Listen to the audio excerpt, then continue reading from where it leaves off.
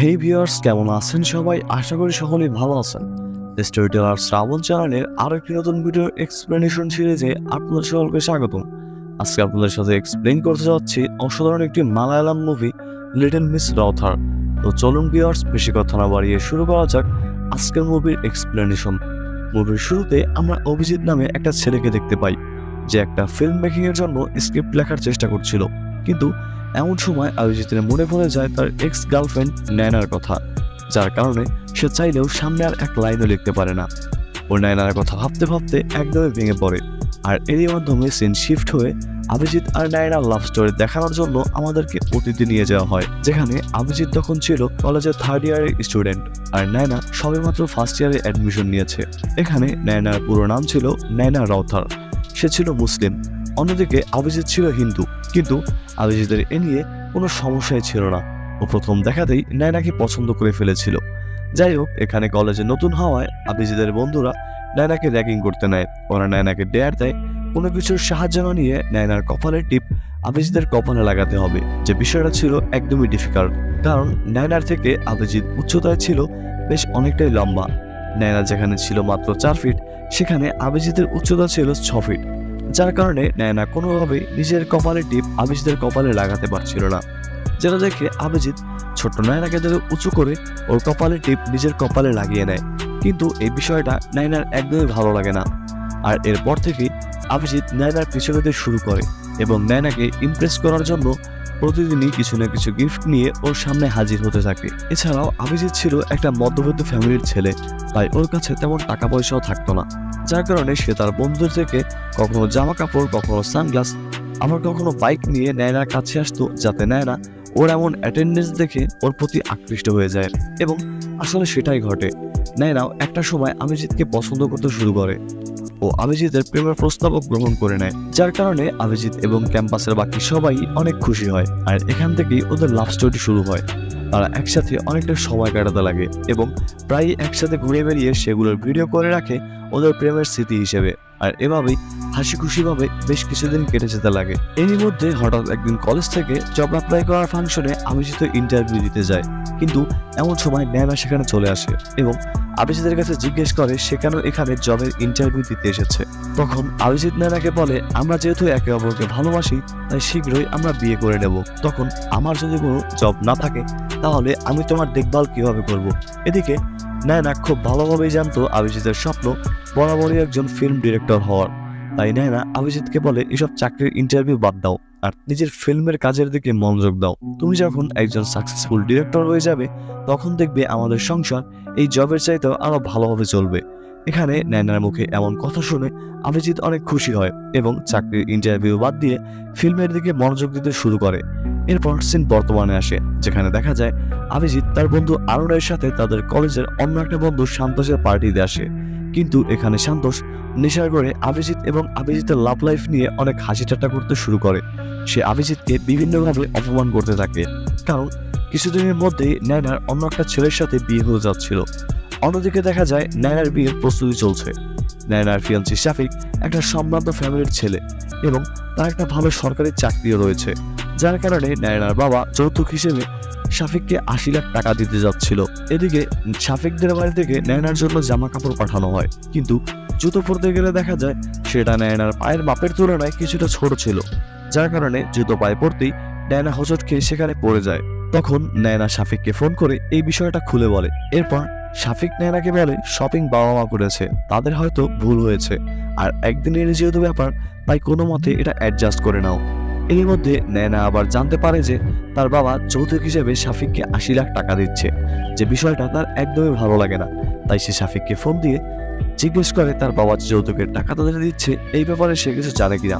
তখন শাফিক তাকে জানায় যে সে এই বিষয়টা খুব ভালোভাবেই জানে এবং তার কাছে এটা একদমই সাধারণ একটা ব্যাপার। তখন নায়না তাকে আর কোনো কিছু না বলেই কল কেটে দেয় এবং বেলকনিতে দাঁড়িয়ে অভিজিতের কথা ভাবতে থাকে। অভিজিতের সাথে কাটানো প্রথম দিনের সেই মুহূর্তগুলো মনে করতে লাগে। অন্যদিকে আমাদের অভিজিৎকে দেখানো হয় ও পার্টিতে অতিরিক্ত ড্রিঙ্কস করার কারণে প্রচন্ড হাই হয়ে গিয়েছিল, তাই এই অবস্থায় তার বাসায় যাওয়া একদমই সম্ভব ছিল না, যার কারণে আরুণ অভিজিৎকে তার সাথে নিজের বাড়ি নিয়ে যায়, যেখানে আমরা আরুণের ওয়াইফকে দেখতে পাই।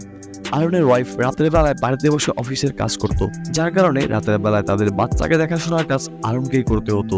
এরপর আরন অভিজিৎকে নিয়ে উপরে চলে যায় এবং বাচ্চাকে ঘুম পড়িয়ে তারা দুজন ওয়াশরুমে গিয়ে পথ করতে শুরু করে, যার কারণে আগে থেকে হাই হয়ে পড়ে থাকা অভিজিৎ আরো বেশি হাই হয়ে যায়। এমন সময় অভিজিৎকে নায়না ফোন করে এবং সে কেমন আছে, কোথায় আছে এটা জিজ্ঞেস করে। এদিকে প্রচন্ড নেশায় হাই হয়ে থাকার পরও অভিজিৎ খুব ভালোভাবেই বুঝে যায় যে নায়না তার বিয়ের বিষয় নিয়ে টেনশন ফিল করছে। তাই অভিজিৎ নিজে ভালো না থাকলেও নায়নাকে এটাই বোঝায় যে সে খুবই ভালো আছে এবং সে নায়নাকে তার নতুন জীবনের শুভেচ্ছা জানিয়ে পুরনো সব কথা ভুলে গিয়ে সামনের দিকে এগোতে বলে। এরপর অভিজিৎ কল কেটে দিয়ে বাইরে চলে আসে। তখন আরন তার কাছে জিজ্ঞেস করে নায়না তোকে কল দিয়ে কি বলেছে, ও কি তোর সাথে পালাতে যাচ্ছে নাকি ওর বিয়ের খাবার খাওয়ার জন্য তোকে নিমন্ত্রণ জানিয়েছে। তখন অভিজিৎ এটা মনে করতে লাগে যে নায়না তাকে কল দিয়ে কি বলেছিল, আর তখন ওর খেয়াল পড়ে যে নায়না শেষ মুহূর্তে কি বলেছিল যত দ্রুত সম্ভব ওর সাথে দেখা করার জন্য, যেটা শুনে আরো অনেক খুশি হয় এবং অভিজিৎকে একটা জামা পরিয়ে ওর শ্বশুরের পুরনো গাড়ি আর সাথে কিছু টাকা দিয়ে নায়নার সাথে দেখা করতে পাঠিয়ে দেয়। অন্যদিকে দেখা যায় নায়না তার বাড়ি থেকে বের হয়ে রাস্তায় দাঁড়িয়ে অভিজিতের জন্য অপেক্ষা করছে, কিন্তু এমন সময় সেখানে দুজন মাতাল লোক চলে আসে, যাদের দেখে নায়না কিছুটা ভয় পেয়ে যায়। তাই সে ওখান থেকে গিয়ে একটা ঝোপের পিছনে লুকিয়ে পড়ে। তখন ওই দুজন লোকের মধ্যে একজন নায়না যেখানে লুকিয়ে ছিল সেখানে গিয়ে হিসু করে দেয় এবং ভুলক্রমে ওগুলো নায়নার পায়ে পড়ে ওর পা অপরিষ্কার হয়ে যায়, যার কারণে নায়না তৎক্ষণাৎ ওখান থেকে বাইরে বের হয়ে আসে, যেটা দেখে ওই লোক অনেক ভয় পেয়ে যায় এবং দৌড়ে সেখান থেকে পালিয়ে যায়। এমন সময় অভিজিৎ সেখানে চলে আসে এবং নায়নাকে এভাবে ফ্রেশ হতে দেখে ভেবাচাকা খেয়ে তাকিয়ে থাকে। এরপর নায়নার স্লিপার অপরিষ্কার হয়ে যাওয়ার কারণে ও নিজের জুতো খুলে নায়নাকে দিয়ে দেয়, কিন্তু নায়না তাকে এর জন্য ধন্যবাদ না জানিয়ে উল্টো এখানে দেরিতে আসার কারণে উপহার হিসেবে ওর মেইন পয়েন্টে একটা জোরে লাথি মারে। যাই হোক, এরপর ওরা দুজন যাত্রা শুরু করে, কিন্তু কিছুটা দূরে যাওয়ার পরই অভিজিৎ বুঝতে পারে নায়না ওর সাথে থাকার জন্য নয়, বরং শুধুমাত্র বাড়ি থেকে পালানোর জন্য ওকে এখানে ডেকেছে। এখানে নায়না অভিজিৎকে বলে তুমি আমাকে সান্তোষের বাড়িতে দিয়ে আসবে, যেটা এখান থেকে 45 মিনিটের দূরত্ব রয়েছে। এরপর আমি সেখানে ভোর 6টা পর্যন্ত ঘুমিয়ে এয়ারপোর্টের উদ্দেশ্যে বেরিয়ে পড়বো। তারপর সেখান থেকে পাশের শহরে আমার এক বান্ধবীর বাসায় গিয়ে 2 দিন থাকবো। এর মধ্যে এদিকে সবকিছু শান্ত হয়ে গেলে বাবা এবং সান্তোষকে ছড়ি বলে আবারও বাড়িতে ফিরে আসবো। এখানে নায়নার মুখে এসব কথা শুনে অভিজিৎ একদমই উদাস হয়ে পড়ে। হতাশ মনে গাড়ি চালাতে চালাতে একটা ধাবার সামনে এসে পৌঁছায়। এরপর অভিজিৎ আর নায়না সেখানে খাবার খেতে নেয়। তখন অভিজিৎ কথায় কথায় নায়নাকে নিয়ে হাসি ঠাট্টা করতে শুরু করে, যেটা দেখে নায়নাও অভিজিৎকে জ্বালানোর জন্য ওর থেকে একটা সিগারেট নিয়ে জ্বালিয়ে টানতে থাকে। তখন অভিজিৎ একদম শক্ট হয়ে যায় ও নায়নার কাছে জিজ্ঞেস করে তুমি এসব কবে থেকে শুরু করলে। তখন নায়না তাকে বলে শাফিক আমাকে এসব শিখিয়েছে। এরপর নায়না গাড়িও ড্রাইভ করতে শুরু করে এবং সান্তোষকে কল দিয়ে মিষ্টি মাখানো প্রেমের আলাপ করে অভিজিৎকে জ্বালাতে থাকে। আসলে নায়না এখানে এমনটা করছিল কারণ মাঝে নায়না অনেকবার অভিজিৎকে কল করেছিল এবং ওর সাথে যোগাযোগ করার চেষ্টাও করেছিল, কিন্তু অভিজিৎ তখন নায়নাকে কোনো রেসপন্সই করেনি, যার কারণে নায়না তখন বাধ্য হয়ে সান্তোষকে কল করেছিল। এরপর নায়না কিছু জিনিসপত্র নেওয়ার জন্য একটা শপিং মলে যায়, কিন্তু ওর হাইট কম হওয়ার কারণে ও কোনোভাবেই উপর থেকে প্যাকেটগুলো নামাতে পারছিল না, যেটা দেখে অভিজিৎ আবারও আগের মতো করে নায়নাকে উঁচু করে তোলে এবং নায়না প্যাকেটগুলো নিচে নামিয়ে আনে। এমন সময় নায়নার বাবার একজন বন্ধু ওই শপিং মলে চলে আসে, তাই নায়না তাকে দেখে সেখানে লুকিয়ে পড়ে। তখন অভিজিৎ নায়নাকে ওই কাছে ধরিয়ে দেওয়ার জন্য বিভিন্নভাবে তাকে এটা সেটা বুঝিয়ে নায়না যেখানে লুকিয়েছিল সেখানে নিয়ে আসে, কিন্তু নায়না ততক্ষণে সেখান থেকে পালিয়ে গাড়িতে চলে আসে। এরপর অভিজিৎ যখন গাড়িতে ফিরে আসে তখন নায়না অভিজিৎকে বকাঝকা করতে শুরু করে ও অভিজিৎকে বলে সবকিছুই তোমার কাছে শুধুমাত্র মজাই মনে হয়, তোমার এই দায়িত্ব জ্ঞানহীনতার কারণেই আজকে আমাদের সম্পর্কটা এরকম। তখন অভিজিৎ নায়নাকে বলে দেখো, সকালে যখন তোমার বাবা মা ঘুম থেকে উঠবে তোমাকে খুঁজে না পাবে তখন তারা কত দুশ্চিন্তা করবে। তারা যখন জানতে পারবে তাদের মেয়ে বিয়ে না করার জন্য পালিয়ে গেছে তখন তাদের মান সম্মানটা কোথায় গিয়ে দাঁড়াবে। এটা শুনে নায়না তাকে বলে আমার লাইফ আমি বুঝে নেব, কোনটা আমার জন্য ভালো আর কোনটা আমার জন্য খারাপ। তোমার এসব কাজের জন্যই আমি তোমার সাথে ব্রেকআপ করেছিলাম। এরপর সিন শিফট হয়, যেখানে দেখা যায় অভিজিৎ নায়নাদের বাড়ি গিয়েছিল নায়নার বাবার সাথে তাদের বিয়ের ব্যাপারে কথা বলার জন্য। সেখানে নায়নার বাবার কাছে অভিজিতের ফিনান্সিয়াল অবস্থা বা তার ধর্ম নিয়ে কোনো সমস্যাই ছিল না। সে শুধু তাদের দুজনকে একসাথে দাঁড় করিয়ে তাদের কাছে জিজ্ঞেস করেছিল যে তাদের নিজেদের কাছে দুজনকে একসাথে দেখতে কেমন লাগছে। তখন নায়না তার বাবাকে বোঝানোর অনেক চেষ্টা করেছিল, কিন্তু নায়নার বাবা তার কোনো কথাই শোনেনি। এরপর সিন আবারও বর্তমানে আসে, যেখানে অভিজিৎ এবং নায়না সান্তোষের বাসার সামনে এসে পৌঁছায়। তখন অভিজিৎ নায়নাকে বিদায় জানিয়ে সেখান থেকে যেতে নেয়। এমন সময় সান্তোষ নায়নাকে মেসেজ দেয় তার বাড়িতে না আসার জন্য। আসলে নায়না যে সান্তোষের বাড়িতে আসতে যাচ্ছিল এই বিষয়টা সান্তোষের গার্লফ্রেন্ড জানতে পেরে গেছিল, তাই সে সান্তোষের ফ্ল্যাটে এসে তাকে উত্তম মাধ্যম দিচ্ছিল আর কি। এদিকে নায়না ভাবতে লাগে যে এত রাতে ও কোথায় যাবে, কারণ তার কাছে আর যাওয়ার মতো কোনো জায়গায় ছিল না। যেটা দেখে অভিজিৎ এবার নায়নার এই বিপদের সুযোগ নিয়ে হাসি ঠাট্টা করতে শুরু করে, কিন্তু তারপরেও অভিজিৎ তো আর নায়নাকে এভাবে একা ছেড়ে যেতে পারে না, তাই ও আবারও নায়নাকে গাড়িতে তুলে নেয়। কিন্তু তারা এত রাতে কোথায় যাবে এটাই ভেবে পাচ্ছিল না। তখন অভিজিৎ নায়নাকে বলে, শহরের বাইরে আমার একটা বন্ধুর ফ্ল্যাট রয়েছে, যেখানে আমরা সকাল পর্যন্ত থাকতে পারবো। তখন নায়না অভিজিৎকে বলে, জানো আমি একটা নয় বরং দুটো ফ্লাইটের টিকিট কেটেছিলাম, একটা আমার আর একটা তোমার জন্য, কারণ আমি তোমার সাথেই পালাতে চাইছিলাম। আর এতক্ষণ আমি যেসব করেছি আর বলেছি এগুলো শুধুমাত্রই তোমাকে জেলাস ফিল করানোর জন্য। এটা শুনে অভিজিৎ অনেক খুশি হয় এবং নায়নাকে জড়িয়ে ধরে সামনের দিকে এগোতে লাগে। কিন্তু এমন সময় গাড়ির ইঞ্জিন গরম হয়ে যাওয়ার কারণে ওটা সেখানে বন্ধ হয়ে যায়। তখন নায়না রাস্তার পাশে কিছু কুকুরছানা দেখে সেগুলোকে তাদের সাথে নিয়ে যাওয়ার বায়না ধরে, কিন্তু অভিজিৎ তাকে এমনটা করতে বারণ করে। ও নায়নাকে বলে ওদের মা হয়তো ওদের জন্য খাবার আনতে গেছে, আর খুব শীঘ্রই হয়তো সে ফিরে আসবে, কারণ নিজের সন্তানকে কখনোই ছেড়ে যেতে পারে না, ছেড়ে তো যায় বাবারা। এটা বলে অভিজিৎ সেখানে কান্না করতে শুরু করে, যেটা দেখে নায়না অনেক ইমোশনাল হয়ে পড়ে এবং অভিজিৎকে জড়িয়ে ধরে সান্ত্বনা দেয়।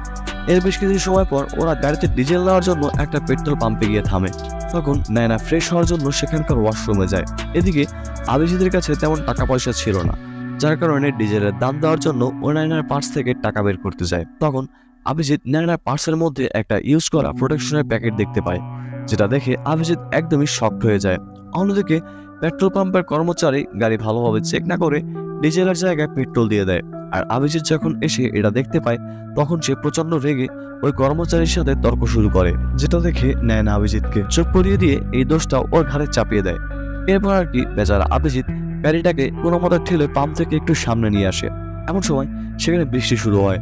তখন অভিজিৎ তার বন্ধু আরুণকে ফোন করে সমস্ত ঘটনা খুলে বলে এবং তার কাছে সাহায্য চায়। তখন আরুণ তাকে বলে, চিন্তা করিস না, ওই পেট্রোল পাম্পের কাছেই আমার একটা কাজিন থাকে, আমি যত তাড়াতাড়ি সম্ভব ওকে তোর কাছে পাঠাচ্ছি। এর বেশ কিছু সময় পর আরুণের কাজিন শানু বৃষ্টির মধ্যে একটা বাইক নিয়ে সেখানে এসে উপস্থিত হয়।